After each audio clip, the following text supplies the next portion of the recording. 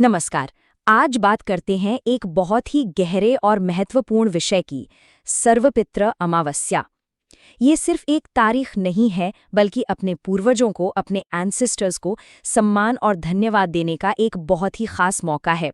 तो चलिए समझते हैं कि आखिर है क्या और इसका इतना महत्व क्यों है। पितृपक्ष के जो 15 दिन होते हैं ना, ये उसका सबसे पावरफुल दिन माना जाता है। ये उस पूरी अवधि का आखिरी दिन है और मान्यताओं के हिसाब से ये हमारे पूर्वजों से आशीर्वाद पाने का आखिरी और सबसे बड़ा मौका होता है। तो सवाल उठता है कि भाई, इस दिन में ऐसा क्या खास है, क्यों है इसका इतना महत्व। देखिए, इसे पूर्वजों की विदाई का दिन भी कहते हैं और इसका एक बहुत ही खास मकसद है। तो सर्वपितृ अमावस्या, जिसका एक और नाम मोक्षदायिनी अमावस्या भी है, ये बेसिकली पितृपक्ष का आखिरी दिन होता है। और ये दिन खास तौर पर उन सभी पूर्वजों के लिए है जिनकी जिनकी हमें पुण्यतिथि या डेट ऑफ डेथ याद नहीं है। ये उन सभी भूली बिसरी आत्माओं को सम्मान देने का, उन्हें याद करने का दिन है। और हाँ, इस साल ये खास दिन पड़ रहा है 21 सितंबर को। तो चलिए अब ये समझते हैं कि इस दिन का पूरा पूरा फायदा कैसे उठाया जाए, स्पेशली तब जब जिंदगी में कुछ चीजें सही नहीं चल रही हों। और जब चीजें सही नहीं चलती तो एक शब्द है जो अक्सर सुनने में आता है, पितृदोष, है ना। ज्योतिष शास्त्र में माना जाता है कि ये हमारी जिंदगी में आने वाली बहुत सी मुश्किलों की एक वजह हो सकता है। तो ये पितृदोष आखिर है क्या भला? देखिए, बिल्कुल आसान भाषा में समझे तो ऐसी मान्यता है कि जब हमारे पूर्वज, हमारे एंसेस्टर्स किसी वजह से खुश नहीं होते, मतलब अतृप्त या अशांत होते हैं, तो उनकी आने वाली पीढ़ियों को जीवन में बहुत सारी मुश्किलों का सामना करना पड़ता है। और बस इसी कंडीशन को पितृदोष कहते हैं। अच्छा, तो इसे पहचाने कैसे? इसके साइंस क्या हैं? मान्यताओं के हिसाब से इसके संकेत बहुत साफ होते हैं, जैसे संतान होने में दिक्कतें आना, या घर में बिना बात के लड़ाई झगड़े होते रहना, बार बार कोई काम बनते बनते बिगड़ जाना, या फिर पैसों की तंगी जो खत्म होने का नाम ही नहीं लेती। लेकिन अच्छी बात यह है कि जहां समस्या है वहां समाधान भी है। शास्त्रों में इन मुश्किलों से निकलने के उपाय भी बताए गए हैं। तो चलिए सबसे पहले बात करते हैं आर्थिक संकट से निकलने के एक बहुत ही सिंपल से उपाय की। ये उपाय बहुत ही आसान है। करना बस ये है कि सर्वपितृ अमावस्या की शाम को घर का जो ईशान कोण होता है, मतलब नॉर्थ ईस्ट कॉर्नर, वहां पर गाय के शुद्ध घी का एक दिया जलाना है।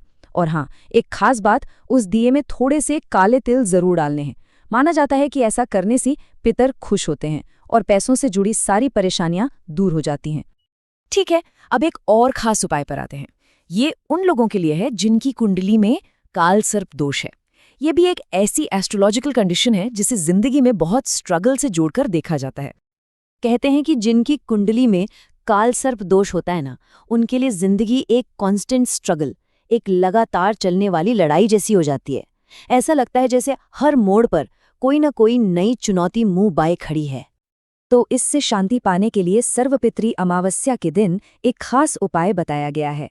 करना यह है कि चांदी के बने नाग नागिन के एक जोड़े की पूजा करनी है, पूरे विधि विधान से। फिर उन्हें सफ़ेद फूल चढ़ाने हैं और उसके बाद इन दोनों चीज़ों को, यानी नाग नागिन के जोड़े और फूलों को, किसी बहती हुई नदी में प्रवाहित कर देना है। माना जाता है कि ये उपाय इस दोष के बुरे असर को काफ़ी हद तक कम कर देता है। अच्छा, इन स्पेसिफिक उपायों के अलावा भी कुछ ऐसी चीज़ें हैं, कुछ ऐसे काम हैं जिनसे पितरों का सबसे बड़ा आशीर्वाद मिलता है। और इनमें सबसे ऊपर आते हैं श्राद्ध, तर्पण और दान। तो चलिए देखते हैं कि ये सब कैसे किया जाता है।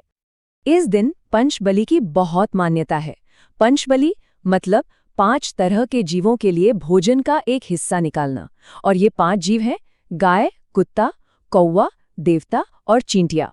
हर एक का अपना सिंबॉलिक मीनिंग है और माना ये जाता है कि इन्हीं के जरिए हमारा दिया हुआ भोजन हमारे पितरों तक पहुंचता है और वो तृप्त होते हैं।